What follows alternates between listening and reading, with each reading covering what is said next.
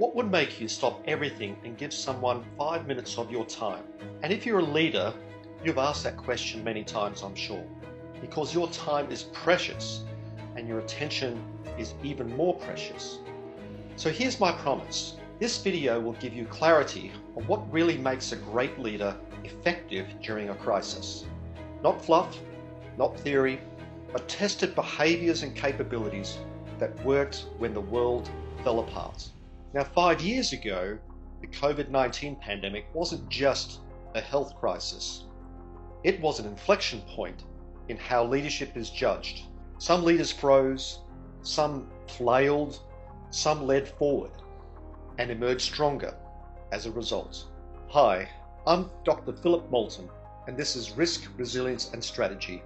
I've led enterprise risk and crisis response teams for global organizations in the aerospace, medical devices, and manufacturing industries, often during times when decisions needed to be made under a lot of pressure, with lives, reputations, and billions of dollars at risk.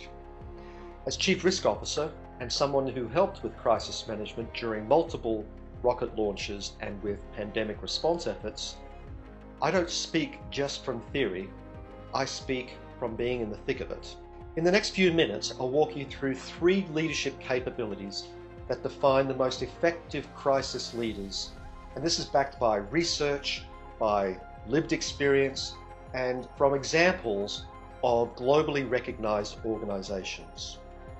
If something speaks to you, the research is linked below the video and you can click those links and dig deeper. And if this video resonates with you, hit like, subscribe, or leave a comment. This channel is all about real leadership for real challenges.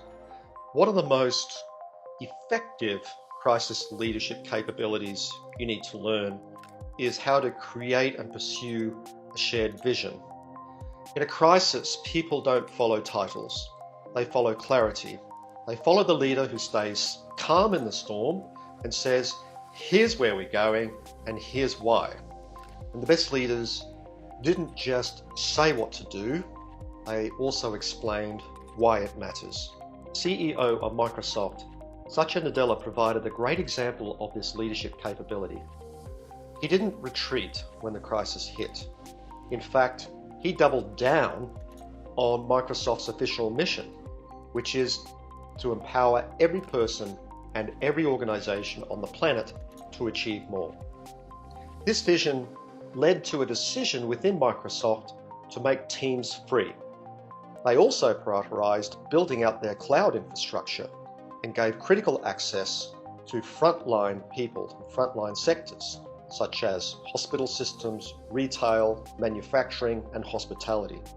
This wasn't damage control, this was purpose in action while pursuing a noble cause. Microsoft employees felt that they were pursuing something bigger than themselves. When your values and mission are in sync, people don't just comply, they commit and they want to contribute.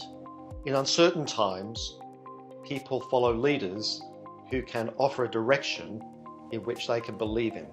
Moving on to the second crisis leadership capability, empowerment and self-awareness. Real leadership isn't control, it's self-mastery. The ability to lead others begins with the ability to lead yourself. In March 2020, Arne Sorensen, the late CEO of Marriott, showed this in the rawest possible way. During his own cancer treatments, he spoke directly to 174,000 employees about the crisis that Marriott, as a huge player in the hospitality industry, was facing. He showed vulnerability. He was absolutely transparent, and he was very grounded as he shared his story. But above all, he showed that he was human.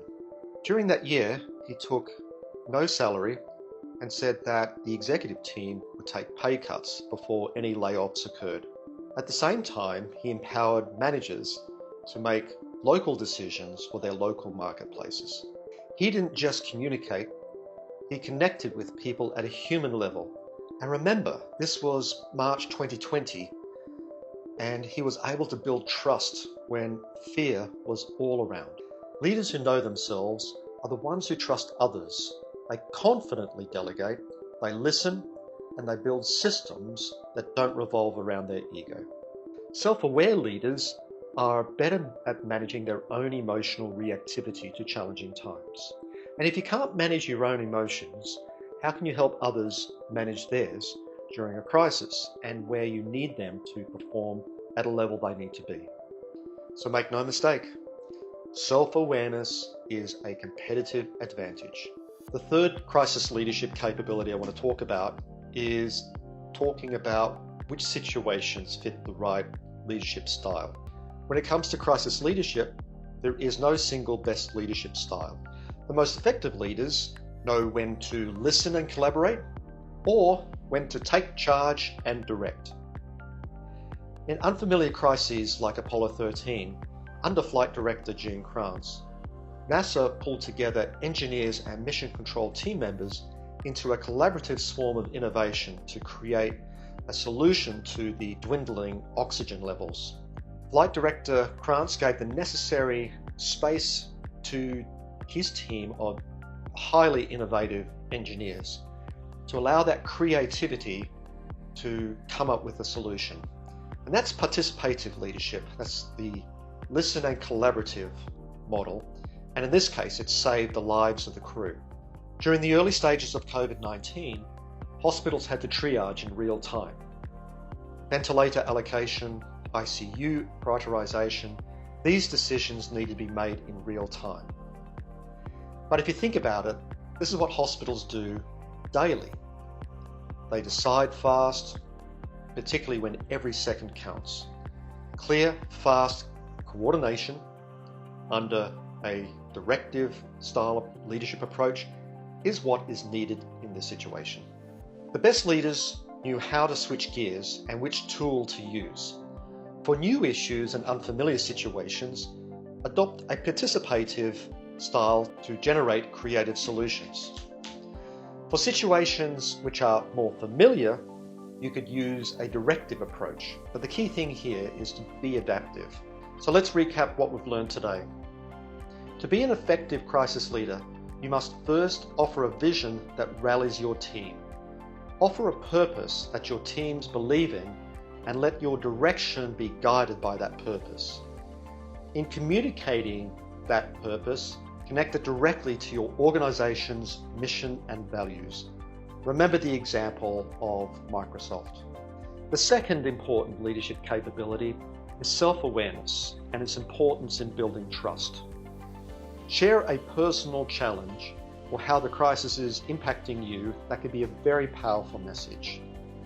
And being self-aware of your emotions as well will help you be a better listener and a more confident delegator so that your team can do what needs to be done. The third capability is switching between different styles and making sure the style fits the moment. So for familiar situations, you can use a more directive approach. For unfamiliar situations, take a more participative approach so that teams can develop creative solutions for novel problems, novel issues.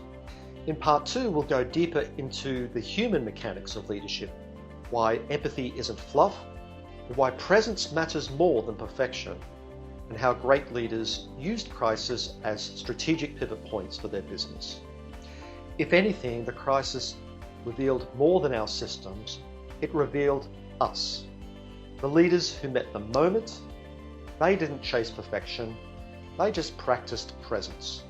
If this video added value to your skill sets, hit that like button, subscribe, and tell me in the comments what leadership decision made the biggest difference in your crisis experience.